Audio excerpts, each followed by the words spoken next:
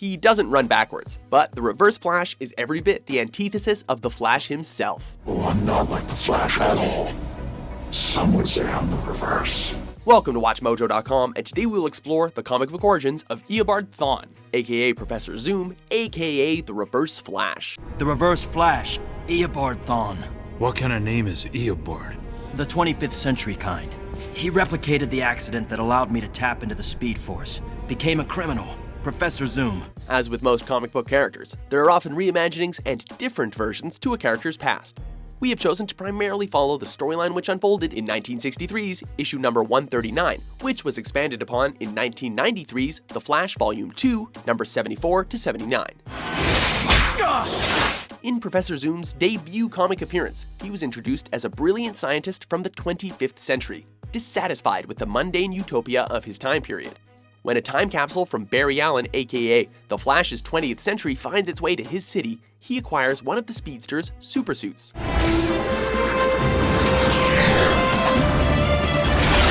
Discovering that the suit still held super speed wave patterns, Professor Zoom dyes the suit in reverse colors to represent his aversion for the superhero, and uses its power to become the Flash's most diabolical villain through means of time travel. Through his many escapades with his rival, Professor Zoom's hate for the Scarlet Speedster soon transformed into envy when he falls for the Flash's wife, Iris West. He offers her an ultimatum to leave her husband and spend the rest of her life with him.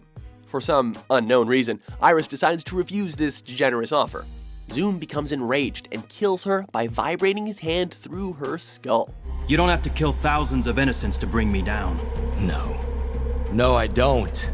But I choose to. When the Flash discovers the one responsible for the death of his wife, he sends Professor Zoom into a timeless void through means of his time machine, believing himself to be rid of the villain forever. You may have my powers, Thawne, but you have almost zero imagination about using them. Years later, the two would be fated to meet again when Professor Zoom finally makes his way out of the hellish realm of no return and seeks to have Barry join his late wife. He makes his dashing return on the day of Barry Allen's second wedding, and attempts to kill his new fiancée.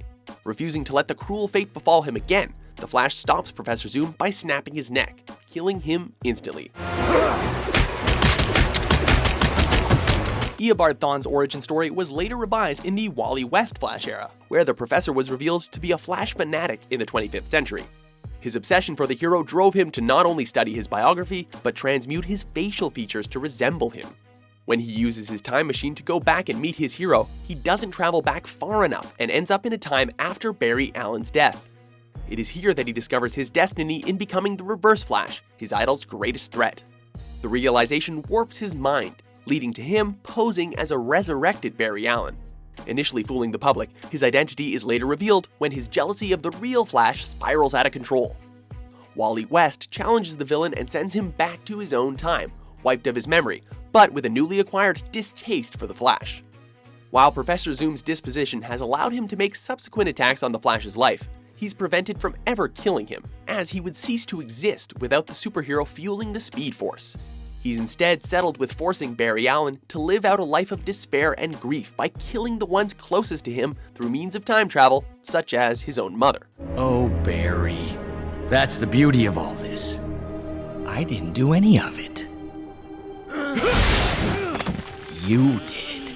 Despite the super speedsters' hate for each other, the Speed Force forever tethers them to each other, with the Flash representing its positive energy and Professor Zoom representing its negative.